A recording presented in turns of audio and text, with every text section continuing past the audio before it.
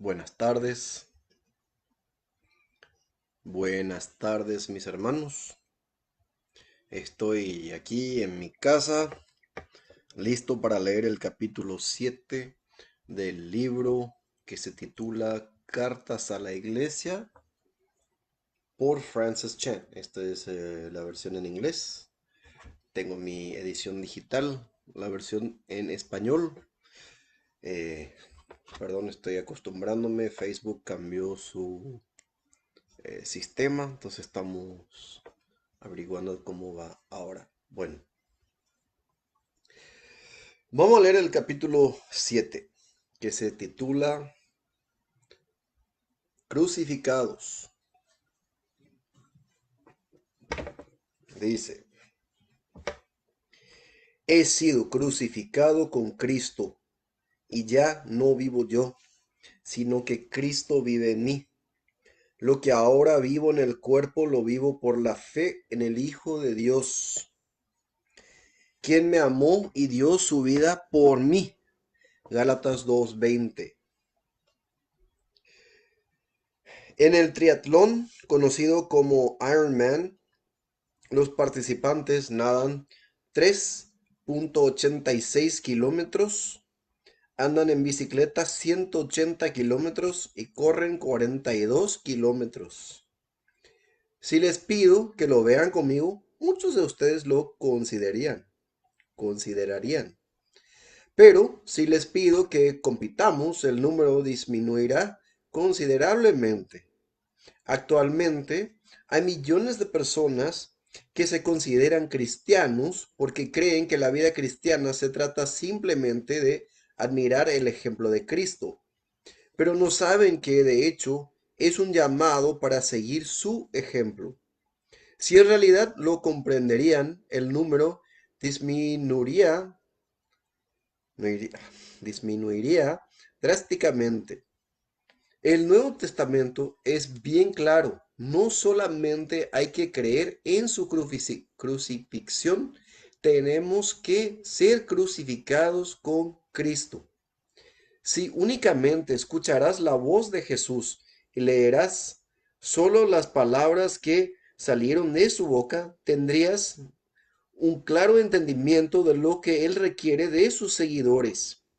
Pero si escucharas exclusivamente a los predicadores y autores modernos, tendrías un entendimiento muy diferente de lo que significa seguir a Cristo. ¿Podría existir un problema más catastrófico que este? Hay millones de hombres y mujeres a quienes se les ha enseñado que pueden ser cristianos y esto no les costará absolutamente nada y lo creen. Incluso hay quienes tienen la osadía de enseñar que la vida se pondrá mejor una vez que las personas hagan la oración e inviten a Jesús a su corazón. Pero Jesús enseñó totalmente lo opuesto. Por favor, lee lenta y cuidadosamente estas palabras de Jesús, porque esto es mucho más importante que cualquier párrafo que yo haya escrito antes. Interpreta tú mismo sus palabras. Grandes multitudes lo acompañaban, y él, volviéndose, les dijo, si alguno viene a mí y no aborrece a su padre y madre, a su mujer e hijos, a sus hermanos y hermanas, y aun hasta su propia vida, no puede ser mi discípulo. El que no carga su cruz y viene en pos de mí, no puede ser mi discípulo. ¿Por qué? ¿Quién de vosotros deseando edificar una torre no se sienta primero y calcula el costo para ver si tiene lo suficiente para terminarla? No sea que cuando haya echado los cimientos y no pueda terminar, todos los que lo vean comiencen a burlarse de él, diciendo, este hombre comenzó a edificar y no pudo terminar. ¿O qué rey cuando sale al encuentro de otro rey para la batalla no se sienta primero y delibera si con 10,000 hombres es bastante fuerte como para enfrentarse al que viene contra él con 20,000? Y si no, cuando el otro todavía está lejos, le envía una delegación y pide condiciones de paz. Así pues, cualquiera de vosotros que no renuncie a todas sus posiciones no puede ser mi discípulo. Lucas 14, 25 al 33. Olvida lo que te dijeron cuando oraste para invitar a Jesús a ser tu Salvador. Mejor lee lo que Jesús demandó y pregúntate si aún así quieres seguirlo. No hay lugar para confusiones en las condiciones puestas por Cristo. Por esta razón es que tuvo tan pocos discípulos. El llamado a seguirlo era un llamado a morir. El precio estaba colocado ante todos y con números grandes. Jesús lo expuso desde el principio y les pidió a todos que lo consideran antes de implicarse en algo para lo cual no estaban dispuestos. En la actualidad solo queremos hablar de la parte buena, la gracia y las bendiciones. Y por supuesto que la gracia, el perdón y la misericordia son el núcleo del Evangelio. Pero a su vez, Jesús fue muy claro acerca del alto precio del mismo, un concepto que decidimos ignorar completamente. Al hacerlo, hemos perdido la esencia de lo que significa ser cristiano. Ser cristiano significa sumisión total de sus deseos a cambio del objetivo de servir para la gloria de Dios. Significa morir a ti mismo para que viva Cristo en ti. A esto te comprometes. Y llamando a la multitud y a sus discípulos, les dijo: si alguno quiere venir en pos de mí, niéguese a sí mismo, tome su cruz y sígame. Porque el que quiera salvar su vida, la perderá. Pero el que pierda su vida por causa de mí y del Evangelio, la salvará. Pues ¿de qué le sirve a un hombre ganar el mundo entero y perder su alma? Pues ¿qué dará un hombre a cambio de su alma? Mateo 8, versículo 34 al 37.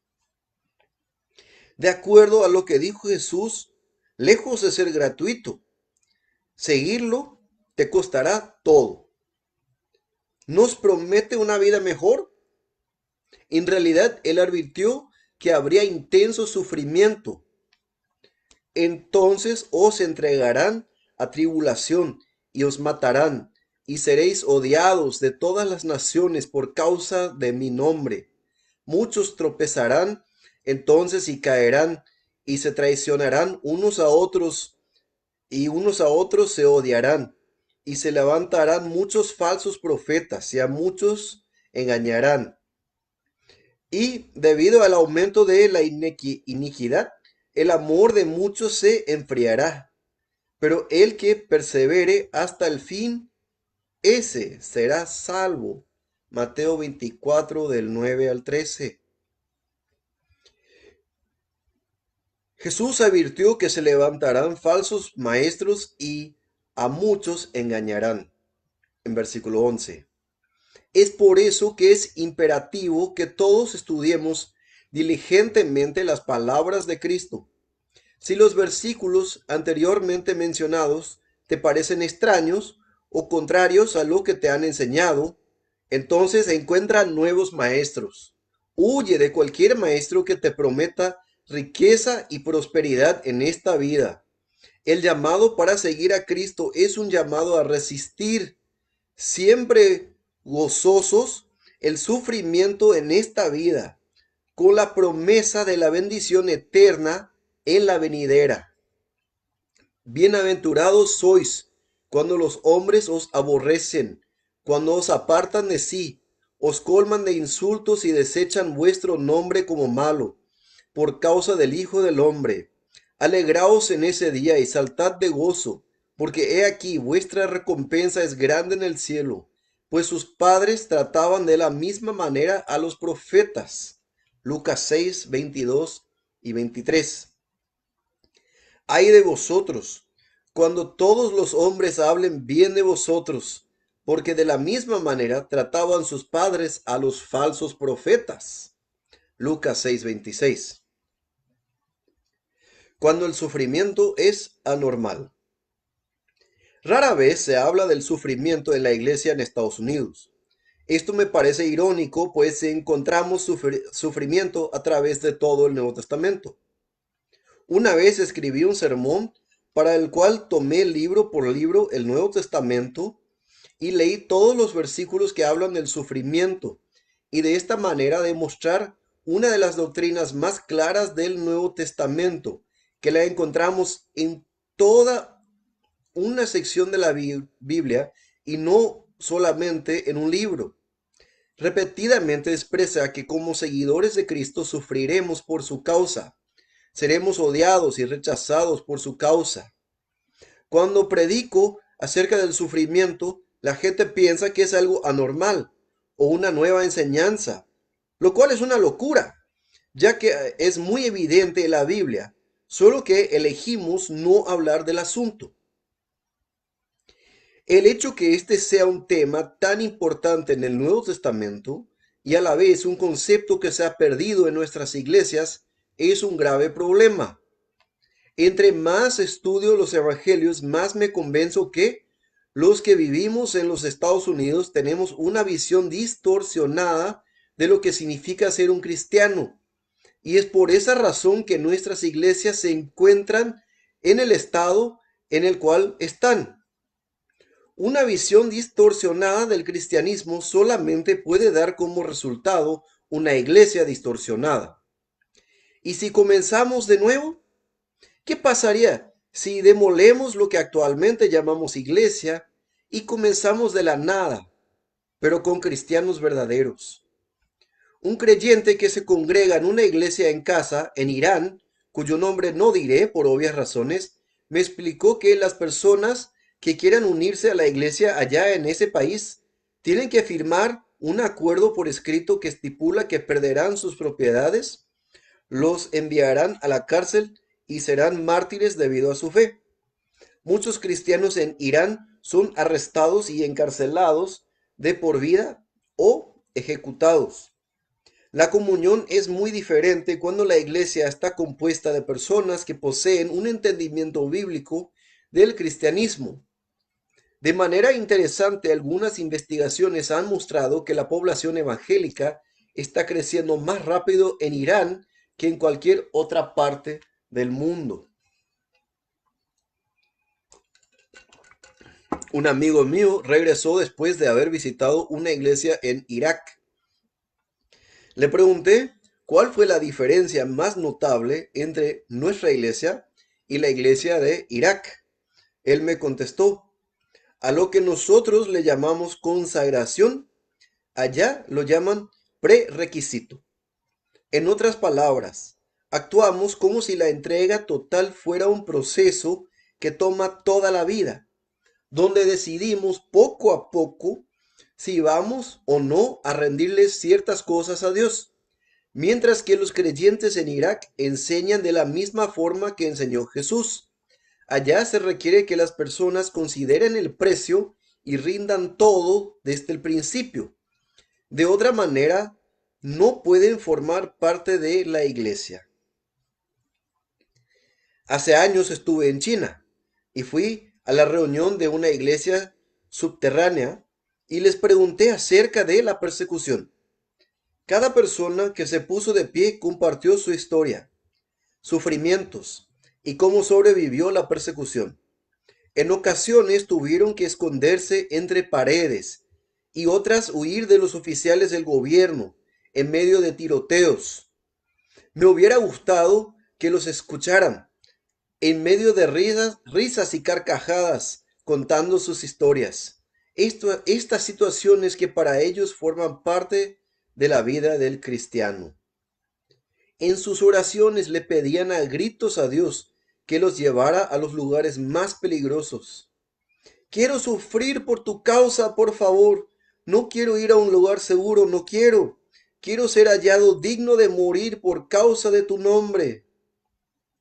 Esa era su oración. Si tienes un grupo así, ¿quién podrá detenerlos? Así es como debería de ser la iglesia. Una fuerza imparable, lista para la batalla. Recuerdo que después hablé con un hombre que dirige toda una red de iglesias en China. Me dijo que hubo un tiempo en el cual disfrutaron más libertad religiosa. Él decidió probar las aguas y construir una iglesia visible. Su iglesia alcanzó a 2000 personas, pero un tiempo después llegó el gobierno, la cerró y lo llevó a rastras a él y a los otros pastores colegas. En retrospectiva, me dijo que estaba muy agradecido que le haya sucedido eso, porque la situación reactivo del ADN, porque la situación reactivó el ADN de la iglesia. Me dijo que con el cambio de estructura habían comenzado a perder de vista el propósito, ya que al tener un servicio concurrido las personas llegaban solamente para escuchar un sermón, cuando ya se habían acostumbrado a simplemente sentarse y escuchar. Él se dio cuenta que le costaba mucho poder animar a las personas para activarse. Fue casi como si el Señor hubiera usado esa destrucción por parte del gobierno para que surgieran con más fuerza, y así lo hicieron. Luego me explicó que empezaron el movimiento de iglesias en casas, el cual se basaba en 5 pilares. Fue nombrando los pilares. El primero consiste en un compromiso muy profundo con la oración. El segundo es un compromiso con la palabra de Dios. No se trata del predicador, sino de que todos lean y aprendan la palabra de Dios. El tercero es el compromiso de compartir el Evangelio. Así que todos los miembros compartían el Evangelio. Sentí que estos primeros 3 pilares coincidían mucho con lo que estábamos tratando de hacer en San Francisco. El cuarto es ver milagros con regularidad, lo cual debido a la vida de oración y la confianza en el Espíritu Santo, vivían expectantes de experimentar situaciones sobrenaturales. Eso era algo que nosotros comenzábamos a entender y a desear. Pero cuando nombró el quinto pilar me tomó completamente por sorpresa. Me dijo, el quinto pilar es abrazar el sufrimiento por la gloria de Cristo. ¿Qué? Me dijo que la iglesia está fundada en este pilar, abrazar el sufrimiento. Esto me pareció muy insólito. Nunca había pensado en eso, pero entre más lo analizaba, más me convencía de que estaban en lo correcto, que en toda la escritura se habla de esto. Ellos incluyeron el sufrimiento en el plan de su iglesia, así como el Nuevo Testamento nos exhorta a que lo hagamos, y rindió frutos. Al permanecer fieles a la esencia de la iglesia, su propósito original, la iglesia produjo un grupo de personas muy apasionadas por Jesús y dispuestos a ir donde sea y hacer lo que fuera, sin importar el precio. Leemos en Hechos 5, versículos 40 y 41, acerca de la primera iglesia. Dice, y después de llamar a los apóstoles, los azotaron y les ordenaron que no hablaran en el nombre de Jesús, y los soltaron. Ellos pues salieron de la presencia del concilio, regocijándose de que hubieran sido tenidos por dignos de padecer afrenta por su nombre. Piensa en esto por un segundo. Regocijándose de que hubieran sido tenidos por dignos de padecer afrenta por su nombre. ¿Cómo se puede detener a personas así? Ese fue el problema que tuvo el gobierno con la primera iglesia. Ellos decían, ¿cómo los detenemos? Los matamos y parecen ponerse más contentos. Los torturamos y se ven con más gozo. No podemos detenerlos. ¿Acaso los tenemos que matar a todos para ya no escucharlos? Se regocijan con esta situación. Incluso con la persecución se hacen más fuertes. Hasta que no abracemos el sufrimiento con muchos cristianos alrededor del mundo, no tendremos una iglesia poderosa. El enemigo trabaja arduamente para impedirnos llegar a este nivel, porque cuando lleguemos, él ya no tendrá dónde pisar fuera de este mundo. Durante la última década ha sido revitalizante ver que los cristianos son más conscientes de los sentimientos y pensamientos de la gente. En lugar de apresurarse a juzgar y etiquetarlas, se toman el tiempo para escuchar cada historia y conocer y entender esas heridas y deseos. Esto es algo muy bueno. Sin embargo, al hacerlo, se ha cometido un gravísimo error. Se ha perdido de vista los deseos de Dios. Al ocuparse por tener compasión por las personas, se ha ignorado la santidad de Dios. Han olvidado que la manera de pensar y sentir de Dios sobre un asunto en particular incapacita cualquier sentimiento humano. Sea Dios veraz y todo hombre mentiroso. Romanos 3:4. Al esforzarnos por ser sensibles con los demás, perdemos de vista la verdad. Cuando hacemos esto, en vez de ayudar a la gente, los condenamos. La verdadera compasión no solo tiene en cuenta lo que siente una persona hoy, se tiene en cuenta además lo que sentirá el día del juicio. Lo que muchos hacen en nombre de la compasión y de mente abierta, en realidad lo hacen por narcisismo y cobardía. Debido a que queremos ser aceptados, escuchamos y consentimos, pero nos negamos a responder o a reprender. Si eso es amor, entonces los profetas, apóstoles y Jesús mismo fueron los sujetos más faltos de amor del planeta. Jesús nos amó tanto que estuvo dispuesto a sufrir toda una vida de rechazo, y aún el mismo rechazo de su propio Padre cuando estuvo en la cruz. Jesús nunca perdió de la vista la santidad de Dios y lo injurioso del pecado. Él sufrió por hablar con la verdad, mostrándonos que el verdadero amor muchas veces es rechazado. Así fue Jesús y así es el amor. Pueda que nunca nos enfrentemos a una situación de sufrimiento físico, como nuestros hermanos y hermanas en otras partes del mundo, pero muchos han optado por huir de sufrir rechazo. En la actualidad, las personas han comenzado a diluir sus convicciones con más frecuencia porque no quieren ofender a nadie. En lugar de abrazar la persecución que viene por ir en contra del mundo, hemos elegido abrazar al mundo para tratar de convencerlo que nos tolere. Esto no debería ser así. Si el mundo los aborrece, tengan presente que antes que a ustedes me aborreció a mí. Si fueran del mundo, el mundo los amaría como a los suyos. Pero ustedes no son del mundo, sino que yo los he escogido de entre el mundo. Por eso el mundo los aborrece. Recuerden lo que les dije.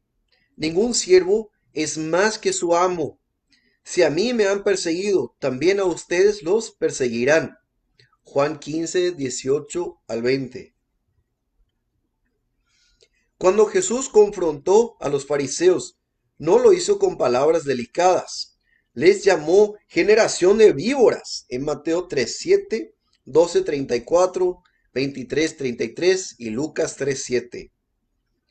Y otra terminología parecida.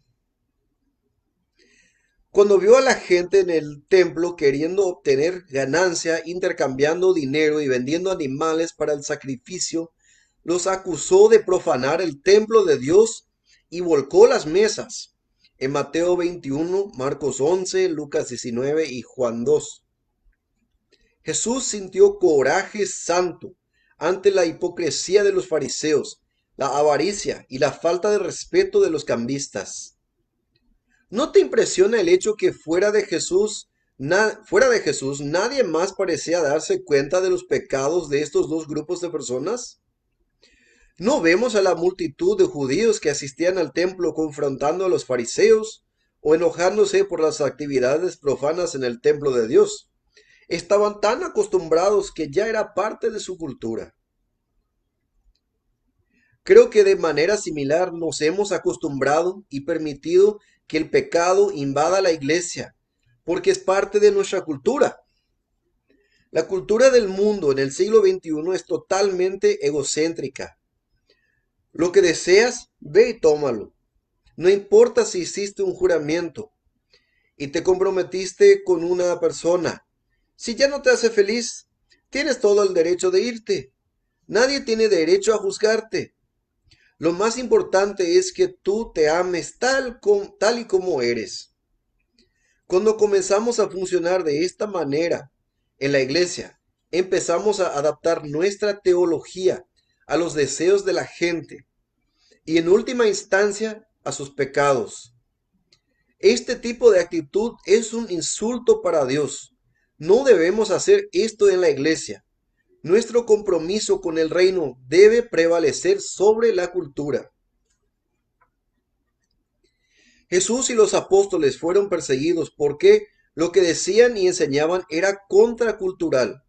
La cultura de nuestro mundo está tan corrompida, tal vez más que en los tiempos de Jesús. La enseñanza de la iglesia debería ser radicalmente diferente a lo que enseña el mundo. Cuando suceda, habrá reacciones negativas y la asistencia disminuirá, pero la iglesia se purificará. Necesitamos regresar a la teología centrada en Dios en lugar de tener una teología centrada en el hombre. Y también necesitamos estar dispuestos a volcar algunas mesas y sufrir por ello.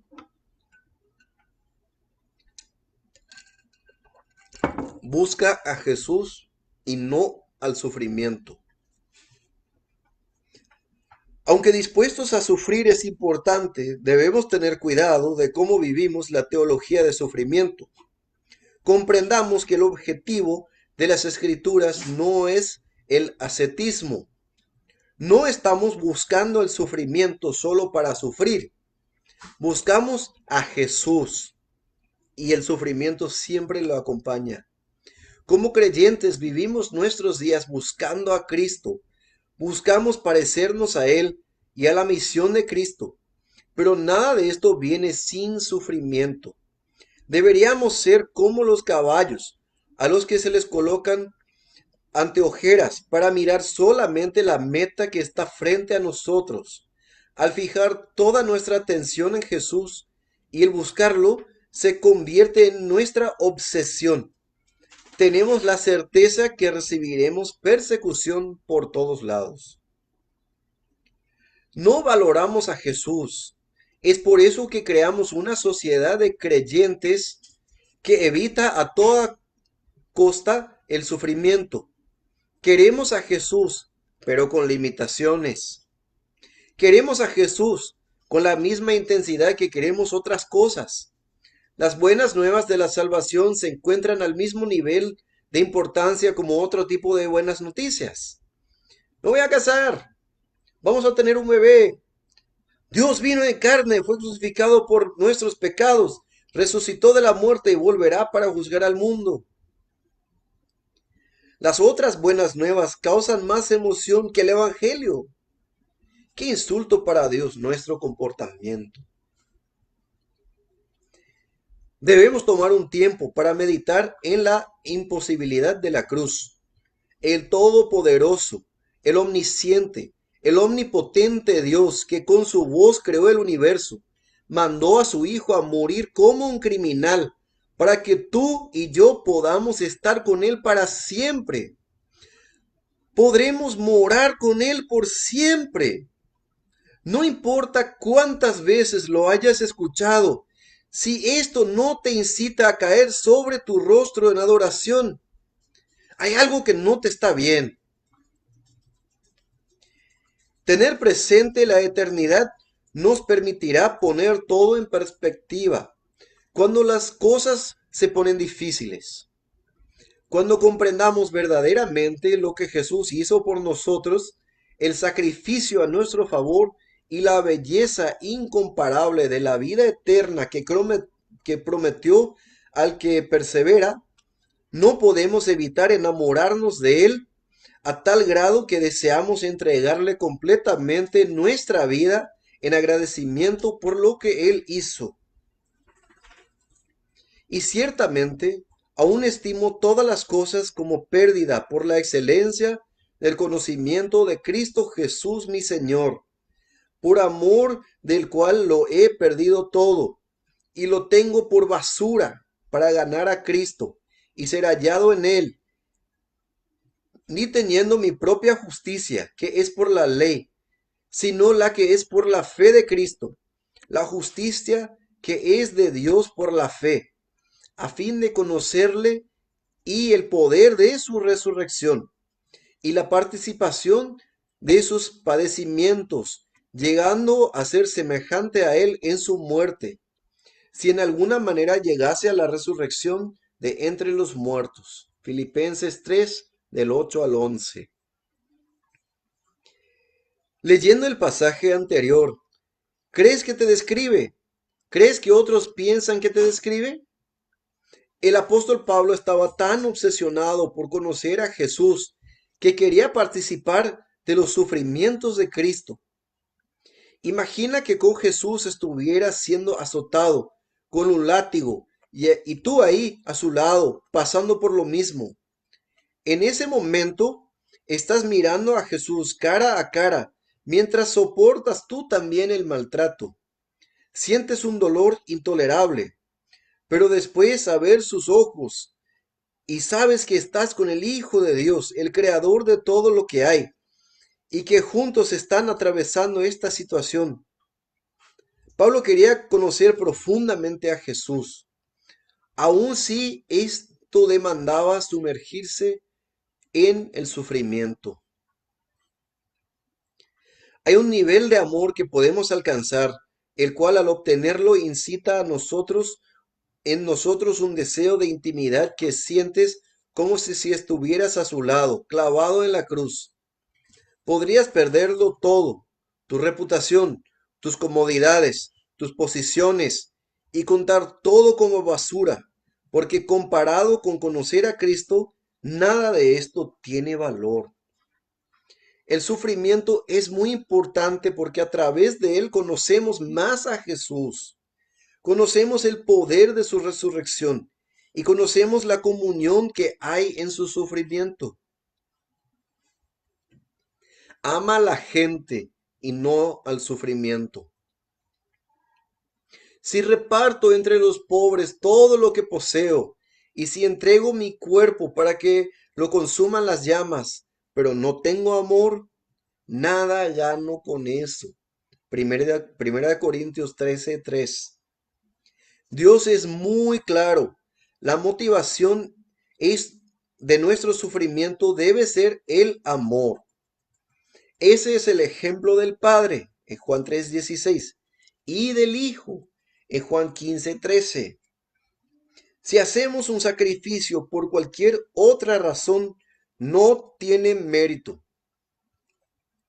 Ni siquiera es suficiente decidir sufrir como misionero. Él quiere que ames a la gente con tanta intensidad que te aflija verlos perdidos y que sacrifiques tu vida para llevarles el Evangelio. ¿Cuándo fue la última vez que te sacrificaste por el bienestar de otro? No creo estar equivocado al expresar que este es el objetivo del Evangelio. Si no es algo común en tu vida y no puedes pensar en alguien fuera a tu familia, por quien serías capaz de sacrificarte, entonces necesitas examinar seriamente tu vida. Pues esto es lo que identifica a los cristianos del resto del mundo. Ya que nosotros sufrimos porque amamos a la gente, aún a nuestros enemigos.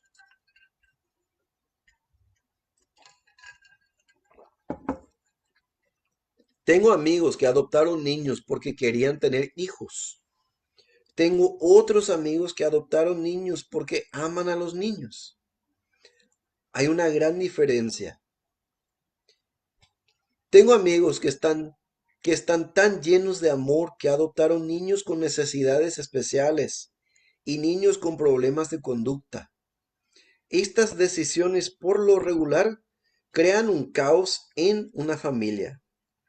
Pero cuando pregunta a estas parejas por qué lo hicieron, normalmente la respuesta es: no pensamos en lo que sufriríamos si la adoptábamos.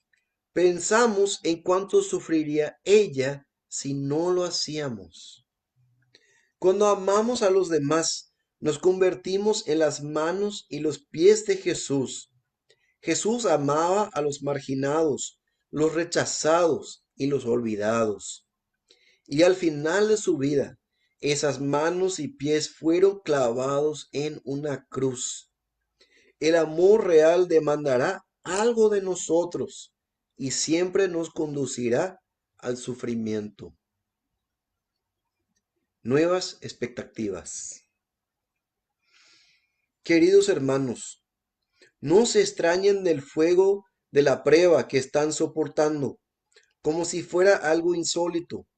Al contrario, alégrense de tener parte en los sufrimientos de Cristo, para que también sea inmensa su alegría cuando se revele la gloria de Cristo.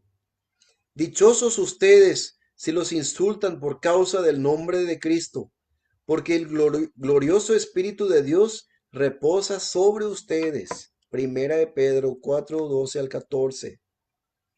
Este pasaje lo dice todo. Pedro nos dijo que no nos sorprendiéramos cuando vinieran las pruebas, como si fuera algo insólito. Versículo 12. Las pruebas son parte del plan. Debido a que se ha enseñado un falso evangelio, muchas personas dudan de la soberanía de Dios cuando llega el sufrimiento. La Escritura dice que deberíamos esperar que llegue. Incluso una parte de nuestro ser debería desear la prueba, para que también sea de inmensa alegría cuando se revele la gloria de Cristo. En versículo 13. Piensa en el momento cuando Cristo regrese en toda su gloria. Imagina lo contento que estarás cuando recuerdes el sufrimiento que soportaste por amor a su nombre. En ese momento solo te quedará esperar las recompensas eternas.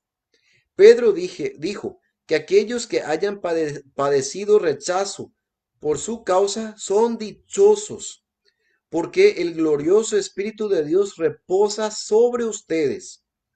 Esta es una declaración poderosa. Lo que él estaba queriendo decir era que tu disposición para sufrir es la prueba de que el Espíritu de Dios reposa sobre ti. Nuestro sufrimiento demuestra que verdaderamente somos cristianos. Los cristianos creemos en la vida después de la muerte. La iglesia es la novia que cree que el novio volverá y la llevará con él para estar juntos por la eternidad. Nuestra confianza en esta verdad produce acciones que pudieran parecer tontos a los ojos de un mundo incrédulo. Nuestra esperanza nos motiva a sufrir. Estamos conscientes de la brevedad de la vida y esperamos con ansias la gloriosa eternidad. Estamos seguros que así será y por ello lo arriesgamos todo, incluso nuestra vida. El apóstol Pablo sufrió más que nadie que yo conozca. Al hablar de su sufrimiento personal, dijo: si hemos esperado en Cristo para esta vida solamente, somos de todos los hombres los más dignos de lástima. Primera de Corintios 15:19. Él sabía lo ridículo que resultarían sus acciones si su existencia terminaba al morir. Pero no importaba, porque Pablo tenía la confianza de que su muerte física solo era el principio. El sufrimiento en su vida era la muestra que creía en aquel primer versículo que tú y yo aprendimos de memoria. Él sabía que no se perdería, mas tendría vida eterna, como dice en Juan 3:16. Estas son las buenas nuevas. Pablo no tuvo temor a la muerte o al sufrimiento, y así también deberíamos de ser nosotros. Entonces, espera encontrarte con el sufrimiento. Deséalo y gózate en medio de él, porque esta es nuestra esencia, nuestra herencia y el plan de Dios para la iglesia. Somos llamados a ser un ejército tan perdidamente apasionado por Jesús, lo cual nos hace inquebrantables. Esta es la clase de fuerza que puede cambiar al mundo. Por tanto, puesto que tenemos en derredor nuestro tan gran nube, tan gran nube de testigos, despojémonos también de todo peso y del pecado que tan fácilmente nos envuelve, y corramos con paciencia la carrera que tenemos por delante, puestos los ojos en Jesús, el autor y consumidor de la fe, quien por el gozo puesto delante de él soportó la cruz, menospreciando la vergüenza, y se ha sentado a la diestra del trono de Dios. Considerad pues a aquel que soportó tan hostilidad de los pecadores contra sí mismo, para que no os canséis ni os desaniméis en vuestro corazón. Hebreos 12 del 1 al 3. Armémonos con este modo de pensar. Recordemos el cielo y vivamos a la luz de lo que viene. Estimulémonos mutuamente a aspirar niveles más altos de entrega y a tener expresiones radicales de valentía. Gocemos juntos en medio del sufrimiento. Nuestra meta es ser creyentes llenos del Espíritu, centrados en el Evangelio y dedicados a la oración. Pero no olvidemos que también buscamos ser cristianos sufridos, porque así fue Jesús, un siervo sufrido. Perseveremos hasta el fin. Podría ser más obvio. Terminaré este capítulo con versículos bíblicos. Hemos utilizado mucha escritura, pues quiero dejar claro que esta enseñanza no es una aislada y oscura que encontré en el Nuevo Testamento. Si acudes a una iglesia que no enseña toda la escritura, sino solamente las partes que son agradables para multitudes, entonces puede ser que para ti sea una enseñanza nueva. Pero Jesús dijo claramente que seguirlo significaba sufrir, y también lo dijeron todos los demás en el Nuevo Testamento. Por favor, lo que, no saltes lo que falta para leer el capítulo siguiente. Yo mismo soy culpable de leer libros e ignorar los versículos que ya conozco. Pero por favor, tú no lo hagas. Toma un tiempo para meditar y orar mientras lees los siguientes pasajes. Podrías experimentar una increíble comunión con Jesús mientras interactúas con estos versículos.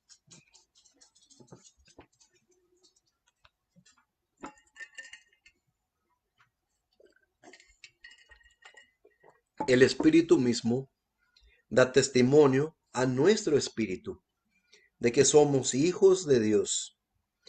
Y si hijos, también herederos, herederos de Dios y coherederos con Cristo. Si en verdad padecemos con Él, a fin de que también seamos glorificados con Él. Pues considero que los sufrimientos de este tiempo presente no son dignos de ser comparados con la gloria que nos ha de ser revelada. Romanos 8, 16 al 18.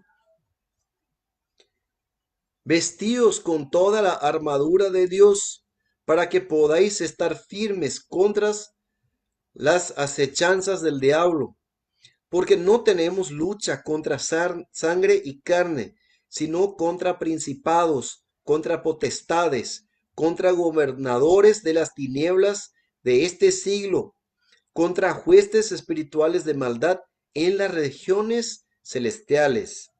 Efesios 6, 11 y 12. ¿Por qué a vosotros se os ha concedido por amor de Cristo no solo creer en Él, sino también sufrir por Él? Filipenses 1:29.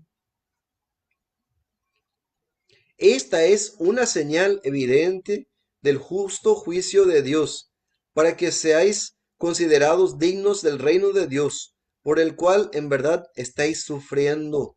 Segunda Tesalonicenses 1:5. Sufre penalidades conmigo como buen soldado de Cristo Jesús. Segunda Timoteo 2:3. Y en verdad, todos los que quieran vivir piadosamente en Cristo Jesús serán perseguidos. Segunda Timoteo 3:12.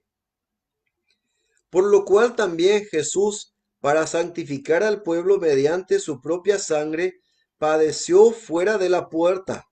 Así pues, salgamos a él, fuera del campamento, llevando su oprobio. Hebreos 13, del 12 al 13. Porque esto haya gracia, si por causa de la conciencia ante Dios, alguno sobrelleva penalidades, sufriendo injustamente. Pues qué mérito hay si cuando pecáis y sois tratados con severidad, lo soportáis con paciencia. Pero si cuando hacéis lo bueno sufrís por ello y lo soportáis con paciencia, esto haya gracia con Dios, porque para este propósito habéis sido llamados, pues también Cristo sufrió por vosotros, dejándoos ejemplo para que sigáis sus pisadas. Primera Pedro 2, del 19 al 21. Hermanos, no se extrañen si el mundo los odia. Primera de Juan 3:13. En este conocemos el amor, en que Él puso su vida por nosotros.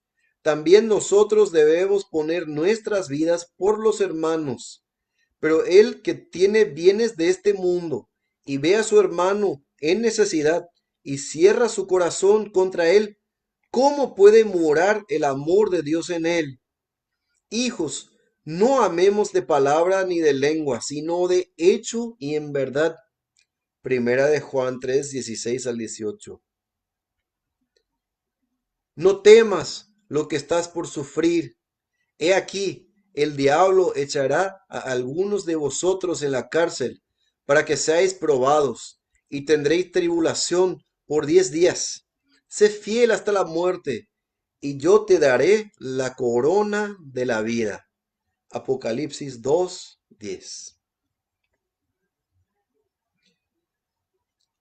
Esto concluye la lectura del capítulo 7 del libro Cartas a la Iglesia por Francis Chan. Espero que le haya sido de bendición. Espero que el día lunes voy a leer otra vez en español. Voy a leer el capítulo 8. Nos vemos entonces. Muchas bendiciones. Saludos en el amor de Cristo.